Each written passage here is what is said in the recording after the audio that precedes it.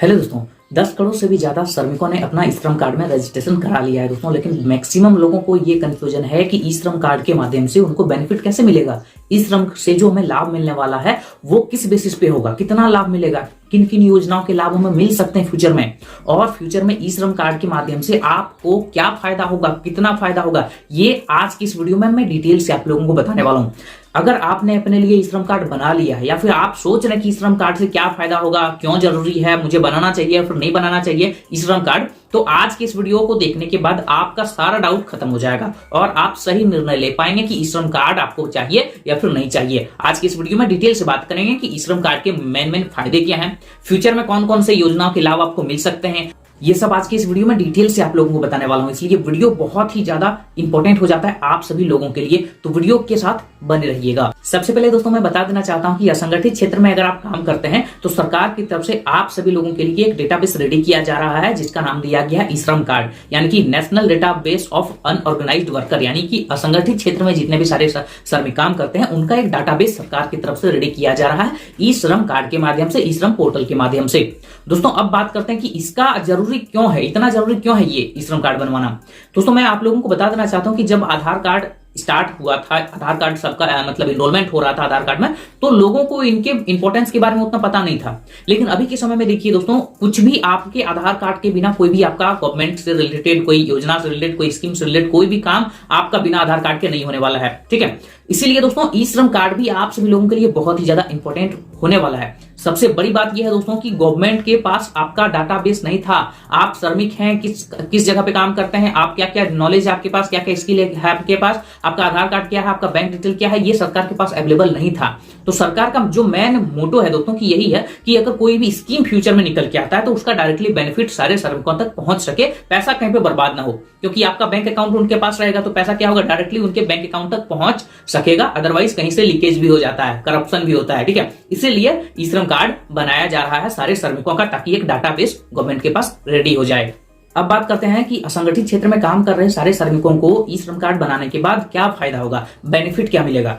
इसका जो सबसे बड़ा बेनिफिट है दोस्तों ये है कि मान लेते हैं कोरोना के टाइम में, महामारी के टाइम में, और जब इमरजेंसी का सिचुएशन आ जाता है उस समय में गवर्नमेंट को अगर आपको कुछ लाभ पहुंचाना होगा, कुछ बेनिफिट पहुंचाना होगा, वो किस माध्यम से जाएगा, तो सीधा सीधा यहाँ पे बेनिफिट निकल के आता है दोस्तों। ये मतलब सबको समझ में आ जाना चाहिए कि जैसे मान लीजिए कोरोना का काल हुआ था, उस समय में गवर्नमेंट ने बहुत सारे लोगों के बैंक अकाउंट में कुछ पैसे सेंड किए थे ताकि मतलब उनको आर्थिक सहायता पहुंच सके, ठीक है। लेकिन इतने सारे श्रमिक जो है असंगठित क्षेत्र में काम करते हैं, उनका डिटेल गवर्नमेंट के पास ना होने की वजह से सही जो उनका योजना था, सही जो उन्होंने मतलब योजना निकाला था श्रमिकों के लिए लाभ पहुंचाने के लिए, वो उन तक नहीं पहुंच पाया था। तो वहां से सरकार ने ऐसा निर्णय लिया कि एक ऐसा श्रम पोर्टल निकाल दिया जाए जहां पे सारे श्रमिक आके अपना रजिस्ट्रेशन कराएं, और जैसे ये इस टाइम हम उनको नहीं दे पाए हैं कुछ अगर लाभ, कुछ बेनिफिट उनको नहीं दे पाए हैं, तो फ्यूचर में फिर से ये दोबारा हमें देखना ना पड़े, क्योंकि फ्यूचर में हमारे पास ई श्रम कार्ड रहेगा, ई श्रम का पोर्टल रहेगा जहां पे हमारा सारे श्रमिकों का डिटेल हमारे पास रहेगा। कोई भी योजना हम अगर बनाते हैं, कुछ भी अगर हमें लाभ पहुंचाना है, बेनिफिट पहुंचाना है, तो सीधा उनके बैंक के खाते तक पहुंचा सकेंगे और उनको आर्थिक सहायता मिल सकेगा। तो बड़ा बेनिफिट यही है दोस्तों कि आर्थिक सहायता पहुंचाने के लिए ई श्रम कार्ड आपके लिए बहुत ही ज्यादा इंपॉर्टेंट है। इसके बाद जो अगला इसका बेनिफिट है दोस्तों कि सरकार के बीच और आपके बीच का जो डिस्टेंस है वो कम हो जाएगा। अब ऐसा क्यों मानना है दोस्तों, मैं बता देना चाहता हूं कि मान लेते हैं सरकार के पास आपका पूरा डिटेल है, आपका पूरा बायोडाटा है, आपके फैमिली मेंबर का डिटेल है, आप क्या जानते हैं, आपका स्किल क्या है, आपका बैंक अकाउंट क्या है, आपका आधार कार्ड क्या है, पूरा आप क्या काम करते हैं, कितना सैलरी है, वो सब सरकार के पास डाटा अवेलेबल है, ठीक है। तो क्या होता है ना कि आपके बीच और उनके बीच एक माध्यम का ये काम करेगा ई श्रम कार्ड, ठीक है। ई श्रम कार्ड बनाने के बाद जो अगला बेनिफिट आपको मिलेगा दोस्तों वो ये मिलेगा कि आप लोगों को एक यूनिक आइडेंटिफिकेशन नंबर मिल जाएगा, यानी कि आप लोगों को एक पहचान मिलेगा कि आप श्रमिक हैं, आप लेबर हैं, आप असंगठित क्षेत्र में काम करते हैं, ये आपको एक मिलेगा, ठीक है। यूनिक आइडेंटिफिकेशन नंबर यानी कि यूएन नंबर मिल जाएगा। जैसे आधार कार्ड में डिजिट नंबर होता है ना, वैसा ही आप लोगों को एक यूनिक नंबर मिल जाएगा। आप कहीं पे शो कर सकते हैं कि देखिए मेरा यूनिक आईडी ये है, मैं इस क्षेत्र में श्रमिक हूं, मैं ये काम जानता हूं। ये आप डॉक्यूमेंट के तरह भी यूज कर सकते हैं, कहीं पे अगर आप काम करने जाते हैं तो ये आपका डॉक्यूमेंट भी है। अगर ये भी आप शो कहीं पे करते हैं तो आप, ये मान्यता है पूरे इंडिया भर में, इसका मान्यता है, मतलब ये पूरे इंडिया में मान्य है, कहीं पे भी आप अपने आईडी के लिए इसको इस्तेमाल कर सकते हैं श्रम कार्ड को। तो ये आपके लिए एक पहचान पत्र का भी काम करता है। उसके साथ ही दोस्तों मैं बता देना चाहता हूं कि पीएम सुरक्षा बीमा योजना का भी लाभ सारे श्रमिकों को दिया जा रहा है। यानी कि अगर आप काम करते समय आपका डेथ हो जाता है तो 2 लाख का कवर आपको मिलेगा, और अगर वहां पे काम करते हुए आप यहाँ पे दिव्यांग हो जाते हैं, हैंडीकैप हो जाते हैं, तो आपको 1 लाख रुपए का बेनिफिट मिलेगा दोस्तों, भुगतान किया जाएगा, मुआवजा आपको दिया जाएगा। तो दोस्तों यहाँ पे मैं बता देना चाहता हूं कि श्रमिकों के लिए स्पेशल यहाँ पे ये योजना निकाला गया है, जिसमें कि प्रधानमंत्री जीवन सुरक्षा बीमा योजना के तहत जो बेनिफिट है, जो कवर आपको दिया जाता है, इंश्योरेंस जो दिया जाता है, उसका भी लाभ आपको दिया जाएगा। 2 लाख तक का आपको कवर यहाँ पे मिल रहा है, जो कि खुद में ही बहुत ही अच्छी बात है दोस्तों। और ये आप लोगों को भी समझना चाहिए कि आप कहीं पे काम करने जाते हैं, कल किसने देखा है, कुछ भी हो सकता है, तो ये आपके पास रहेगा कि अगर मुझे कुछ हो भी जाता है तो मेरे पास इतना का ये बीमा मेरे पास ऑलरेडी है, जो कि गवर्नमेंट की तरफ से आपको मिला है। तो ये आपके लिए बहुत ही ज्यादा जरूरी हो जाता है।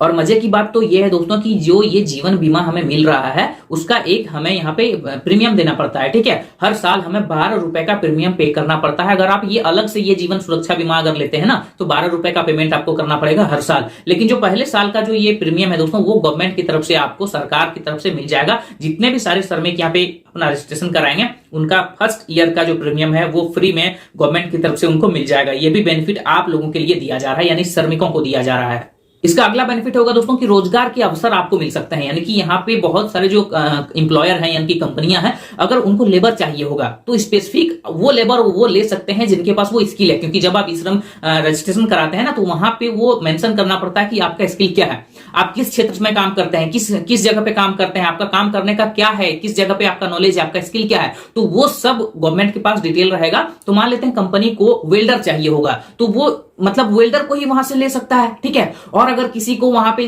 जैसे लेबर, कंस्ट्रक्शन वर्कर अगर चाहिए, लेबर चाहिए, तो वो सिर्फ कंस्ट्रक्शन वर्कर को वहां पे ले पाएगा। तो ये पूरा डिटेल वहां पे रहता है कि आपका स्किल क्या है, किस जगह पे आप काम करते हैं, किस एरिया में आपका नॉलेज है, आपका फील्ड क्या है। तो उसी फील्ड से वो कंपनियां क्या करेगी, अपना लेबर ले सकती है। तो इन लेबरों का, इन श्रमिकों का भी रोजगार का अवसर बढ़ेगा और इनको भी रोजगार मिलेगा। तो यहां से भी आपको रोजगार मिल सकता है। ये भी बेनिफिट आप लोगों को दिया जा रहा है। और इसका जो अगला बेनिफिट है दोस्तों, ये बहुत ही कमाल का है। मान लेते हैं फ्यूचर में बहुत सारे बेनिफिट आपको मिलने वाले हैं। मान लेते हैं गवर्नमेंट ये एक स्कीम निकाली जिसमें कि सारे श्रमिकों को 2000 रुपए हर महीने के हिसाब से उनको भेजा जाएगा। तो आपका तो डिटेल गवर्नमेंट के पास है, तो फ्यूचर में इससे रिलेटेड कोई भी अगर योजना निकल के आता है ना, जैसे पीएम किसान सम्मान निधि योजना है, 2000 हमारे खाते में भेजा जाता है गवर्नमेंट की तरफ से, ठीक है, हर 3 महीने में, यानी कि साल में आपको 6000 मिल सकता है। तो ऐसे योजना श्रमिकों के लिए भी निकाला जाएगा। जैसे किसान के लिए योजना है ना, वैसे श्रमिकों के लिए भी फ्यूचर में योजना निकाला जाएगा और ई श्रम कार्ड के माध्यम से डायरेक्टली आपके बैंक अकाउंट में पैसे भेजे जाएंगे, ठीक है। और ऐसा होगा, आप देख लीजिएगा, 6 महीने 1 साल रुक जाइए, ऐसा होगा कि सारे श्रमिकों के लिए कुछ यहाँ पे योजना निकाला जाएगा और श्रमिकों को ई श्रम कार्ड के माध्यम से उनका सीधा सीधा लाभ उनके बैंक के खाते तक पहुंचाया जाएगा। तो ये आपको समझना चाहिए कि ई श्रम कार्ड आपके लिए कितना लाभदायक है। इसका एक और बहुत ही बड़ा कमाल का यहाँ पे फायदा है दोस्तों कि अगर आप ई श्रम कार्ड में रजिस्ट्रेशन कराते हैं, आप एक असंगठित क्षेत्र में काम करते हैं, तो आपको मंथली 3000 रुपए मिलेंगे पेंशन के रूप में। जब आपका उम्र 60 से ज्यादा हो जाएगा तो पेंशन मिलेगा आपको 3000 रुपए, ताकि जब आपका बुढ़ापा आ जाए, जब आप काम न कर पाए, तो आपके पास एक पैसा हो आपका दिनचर्या चलाने के लिए। तो 3000 रुपए आपको पेंशन हर एक महीने दिया जाएगा। इसके बारे में मैंने डिटेल वीडियो बना दिया है कि 3000 रुपए महीना पेंशन पाने के लिए ई श्रम कार्ड होल्डर को क्या करना पड़ेगा। अगर आप डिटेल में जानना चाहते हैं कि 3000 रुपए पेंशन पाने के लिए आपको करना क्या पड़ेगा, तो आई बटन पे क्लिक कर दीजिएगा, डिस्क्रिप्शन पे भी लिंक दे देता हूं, वहां पे भी जाके आप ये चेक कर लीजिएगा कि 3000 रुपए हमें अगर पेंशन चाहिए, एक ई श्रम कार्ड धारक हूं, ई श्रम कार्ड मैंने बना लिया है, मुझे 3000 रुपए पेंशन चाहिए, क्या करना पड़ेगा, वो भी मैंने यहाँ पे आई बटन पे लिंक दे दिया है, जाके चेक कर लीजिएगा, ठीक है। बहुत ही ज्यादा फायदा होने वाला है आप सभी श्रमिकों को ई श्रम कार्ड के माध्यम से। मैं बता देना चाहता हूं कि आपको 1 साल के अंदर ही अंदर आपको इसका बेनिफिट पता चलेगा और इसका इंपॉर्टेंट पता चलेगा। तब आप लोग ये बोलेंगे कि काश मैंने उस समय अपना ई श्रम कार्ड बना लिया होता। तो जल्दी से जल्दी आप ई श्रम कार्ड बना लीजिए। ई श्रम कार्ड का फायदा मैंने बता दिया। अब मैं बताता हूं कि क्या हो सकता है। मैं अपने एक्सपीरियंस से आपको बताता हूं कि ई श्रम कार्ड धारकों को किन किन योजनाओं के लाभ किस तरह से मिल सकता है, ठीक है। ये मैं अपने तरफ से जितना मैंने अभी बताया वो तो लिखा हुआ है, वो तो गवर्नमेंट भी कहती है। अब मैं अपने तरफ से बताता हूं कि एक श्रमिक को श्रम कार्ड बनाने के बाद उनको किन किन योजनाओं का लाभ मिल सकता है, क्या क्या उनको बेनिफिट हो सकता है। आप लोगों को बता देना चाहता हूं दोस्तों कि फ्यूचर में ई श्रम कार्ड धारकों को बिना इंटरेस्ट के लोन मिल सकता है। दोस्तों ये बहुत ही बड़ी अपडेट है दोस्तों कि फ्यूचर में सारे श्रमिक अगर लोन लेना चाहते हैं गवर्नमेंट से तो आपको बिना ब्याज के यानी कि फ्री इंटरेस्ट वाला लोन आपको दे दिया जाएगा। आपको लोन फ्री में मिल जाएगा, बिना इंटरेस्ट के मिल जाएगा दोस्तों, और आप अपना काम कर सकते हैं और आप अपना कोई भी बिजनेस स्टार्ट कर सकते हैं, छोटा या फिर बड़ा, जो भी आप करना चाहते हैं उस पैसे का आप कर सकते हैं। तो फ्यूचर में आपको वो भी मिल सकता है। साथ में दोस्तों बहुत सारे श्रमिक ऐसे हैं जिनका अभी मतलब अपना परमानेंट घर नहीं है, पक्का मकान नहीं है, तो उनको भी पीएम आवास योजना के साथ जोड़ा जाएगा दोस्तों, क्योंकि फ्यूचर में यही तो काम बचा है ना गवर्नमेंट का।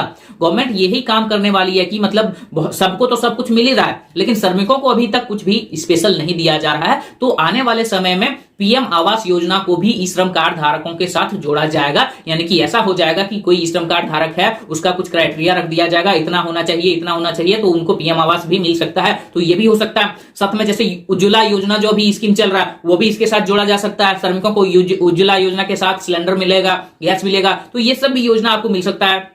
साथ में ई श्रम कार्ड के माध्यम से जितने भी उनके बच्चे स्कूल में पढ़ेंगे उनको छात्रवृत्ति भी मिल सकता है। ई श्रम कार्ड का बहुत ज्यादा फायदा हो सकता है दोस्तों फ्यूचर में। ये तो मैंने अपने तरफ से बता दिया कि फ्यूचर में ऐसा भी हो सकता है, और जो मैंने पहले बताया था वो तो ऑलरेडी हो ही रहा है दोस्तों, और आने वाले कुछ समय में आपको पता चल ही जाएगा। अब बात करते हैं कि क्या ई श्रम कार्ड बनाना जरूरी है। मैं बता देना चाहता हूं दोस्तों कि अगर आप एक असंगठित क्षेत्र में काम कर रहे श्रमिक हैं, आपका भी कोई भी संगठन से जुड़ाव नहीं है, जैसे कि आपका ईपीएफओ में आपका रजिस्ट्रेशन नहीं है, ईएसआई में रजिस्ट्रेशन नहीं है, तो आप ई श्रम कार्ड बिल्कुल बनवा लीजिएगा। चाहे आप कहीं पे भी काम करते हैं, किसी भी टाइप का आप काम करते हैं, असंगठित क्षेत्र में आते हैं, ठीक है, खेती बाड़ी करते हैं, कहीं पे कंस्ट्रक्शन का काम करते हैं, कहीं पे आप ठेला लगाते हैं, कहीं पे दुकान देते हैं, कोई भी आप नॉर्मल काम करते हैं, जहां पे आपको कोई भी बड़े ऑर्गेनाइजेशन से जुड़े हुए नहीं होते हैं, तो सभी लोग अपना ई श्रम कार्ड बना सकते हैं। चाहे वो लेडीज हो, चाहे वो गर्ल्स हो, चाहे वो एक मेन हो, कोई भी बना सकता है, ठीक है। और इसका जो आयु रखा गया है, जो यहाँ पे एज रखा गया, वो 16 से लेकर 60 साल तक आप बना सकते हैं। इसके बीच में कोई भी अपना ई श्रम कार्ड बना सकता है और इसका बेनिफिट भी वो ले सकता है। बहुत सारी योजनाओं के लाभ आपको एक साथ मिल सकते हैं दोस्तों। फ्यूचर में बहुत सारे बेनिफिट इसका मतलब आपको मिलने वाले हैं, तो ई श्रम कार्ड बना लीजिएगा। और मैंने ई श्रम कार्ड का और एक लेबर कार्ड का, यानी कि जो स्टेट गवर्नमेंट से हमें लेबर कार्ड मिलता है ना, उसका मैंने कंपैरिजन करके आप लोगों को दिया है कि दोनों में क्या अंतर है, दोनों में कौन सा कार्ड आपको बनाना चाहिए, क्या दोनों कार्ड हम बना सकते हैं, कौन कौन बनवा सकता है, ये सब भी मैंने डिटेल में आप लोगों को बता दिया है। अगर आप डिटेल में ई श्रम कार्ड के माध्यम से अपना बेनिफिट लेना चाहते हैं, इसके बारे में डिटेल से जानना चाहते हैं, तो एक बार लिंक आपको डिस्क्रिप्शन में जाके चेक कर लेना है। बहुत सारे वीडियोज, आपके लायक की वीडियोज वहां पे मैंने दी हैं, जाके देख लीजिएगा। आज के लिए इतना है दोस्तों, मिलते हैं अगले वीडियो में। Thank you.